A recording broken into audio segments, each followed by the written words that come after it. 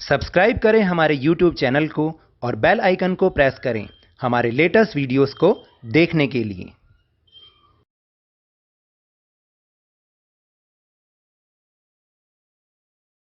Hello and welcome to Lavneesh sir की class. आज की ये शिक्षा निदेशालय राष्ट्रीय राजधानी क्षेत्र दिल्ली की वर्कशीट नंबर 38 जो कि कक्षा 8वीं के विद्यार्थियों के लिए है। यह ली गई है हिंदी व्याकरण विषय से और इसका आज हम जो भाग 9 समझने की कोशिश करेंगे ना, उसमें हम जानेंगे विपरीत शब्दों को यानी विलोम शब्दों को। इसका मतलब उल्टे अर्थ वाले शब्द। देखिए मैंने कितने शब्दों से अपना टॉपिक को समझा दिया, यानी विलोम शब्द भी उसको कहते हैं, विपरीत शब्द भी कहते हैं और उल्टे अर्थ वाले शब्द भी कहते हैं। जैसे अगर मैं कहूँ दिन तो तुम कहोगे रात, मैं कहूँगा छोटा तो तुम बोलोगे बड़ा, और अगर मैं बोलूँ कि ऊंचा तो तुम बोलोगे नीचा।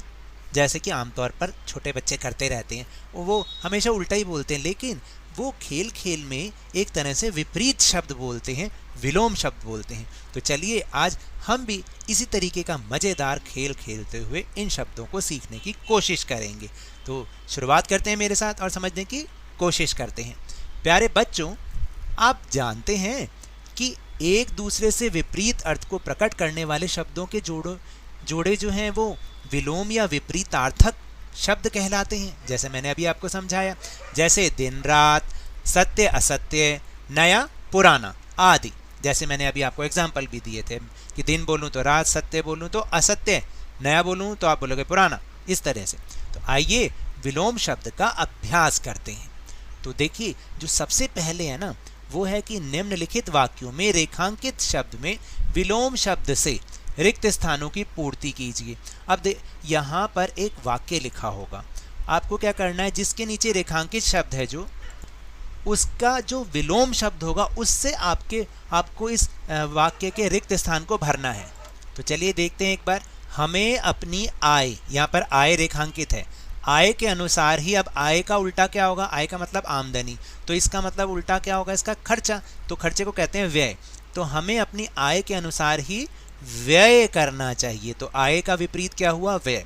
फिर जीवन को अंडरलाइन कर रखा है, तो जीवन का उल्टा क्या होगा, मृत्यु। तो जीवन तथा मृत्यु इसको ऐसे लिखेंगे, मृत्यु तो ईश्वर के हाथ में है। फिर हमें युद्ध का उल्टा क्या होता है, शांति होता है ना, तो हमें युद्ध की बजाय शांति पर विशेष ध्यान देना चाहिए। फिर इसके बाद है जीवन में अनुकूल का मतलब होता है सब कुछ सही होना, तो इसका उल्टा क्या होगा, प्रतिकूल। तो जीवन में अनुकूल व प्रतिकूल परिस्थितियां आती जाती रहती हैं। फिर मुझे ठंडा का उल्टा क्या होता है, गर्म, तो गर्म से भरना है हमने इसको खाली स्थान को। तो मुझे ठंडा नहीं, गर्म पानी चाहिए। इस तरीके से हमें इन वाक्यों की रिक्त स्थान की पूर्ति करनी होगी। और पेपर में भी ऐसे ही शब्द आएंगे जो कि बहुत आसान होंगे, आप बहुत आसानी से कर पाओगे। अब थोड़े से वाक्य और अपने आप से लेकर इसका आप अभ्यास कर सकते हैं। अब दूसरा प्रश्न, उचित विलोम शब्द से मिलाइए, यानी एक साइड पे एक स्तंभ में शब्द लिखे हैं और दूसरे स्तंभ में उसके विलोम शब्द लिखे हैं, तो सही के विलोम शब्द के साथ मिलाइए। जैसे पहला है आदान, तो आदान का विलोम शब्द बनता है प्रदान, आदान प्रदान। फिर है स्वाधीन मतलब स्वतंत्र, तो इसका जो विपरीत बनेगा वो बनेगा पराधीन यानी कि गुलाम। फिर है निंदा मतलब किसी की बुराई करना, तो इसका उल्टा क्या बनेगा, इसका विपरीत बनेगा, विलोम शब्द बनेगा प्रशंसा, किसी की बुराई करना यानी किसी की बढ़ाई करना यानी उसकी अच्छाई करना। फिर स्वदेश का मतलब होता है अपना देश, तो इसका उल्टा क्या होगा, विदेश यानी दूसरा देश, दूसरे का देश, अपना देश और दूसरे का देश। फिर सज्जन का क्या बनेगा बताइए, तो सज्जन का बनेगा दुर्जन। सज्जन का मतलब अच्छे लोग, है ना, अच्छा व्यक्ति, और दुर्जन का मतलब बुरा व्यक्ति। फिर इसके बाद पाप तो आप समझते हैं, तो पाप का जो विपरीत बनेगा वो बनेगा पुण्य। और इसके बाद विस्तृत यानी बहुत फैला हुआ, बहुत बड़ा, तो इसका बिल्कुल विलोम क्या बनेगा, संक्षिप्त यानी छोटा सा। इस तरीके से हमें इनको पूरा करना है। फिर इसके बाद है, देखिए यहाँ पर चित्रों के माध्यम से भी दिखा रखा है विलोम शब्द। अगर मैं बोलूँ छोटा तो आप बोलोगे बड़ा, इस तरह से। फिर तीसरा है सही विलोम शब्द छांटकर लिखिए। अब यहाँ पर आपको एक शब्द दे रखा है और साथ में 3 ऑप्शन दे रखी हैं, तो उसमें से सही ऑप्शन को चुनना है। सुगंध, खुशबू होगा, बदबू होगा या दुर्गंध होगा? तो सही उत्तर है दुर्गंध। सुगंध अच्छी गंध और दुर्गंध मतलब बुरी गंध।